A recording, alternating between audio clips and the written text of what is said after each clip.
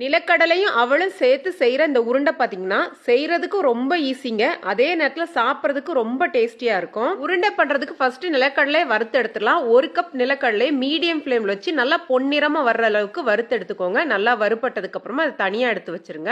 இங்கே 1 கப் மெல்லுசா இருக்க சிகப்பு அவல் எடுத்துருக்கிறேன். இதுக்கு மெல்லுசா இருக்க அவல் தான் நல்லா இருக்கும். நல்லா இந்த அளவுக்கு மொறு மொறுன்னு ஆனதுக்கு அப்புறமா இதையும் தனியாக எடுத்து வச்சிருங்க. ஃபர்ஸ்ட் மிக்சி ஜாரில் அவலை போட்டு நல்லா பொடி பண்ணதுக்கு அப்புறமா வறுத்த நிலக்கடலை சேர்த்து ஒன்னும் பாதியமா திரிச்சு வச்சுக்கோங்க.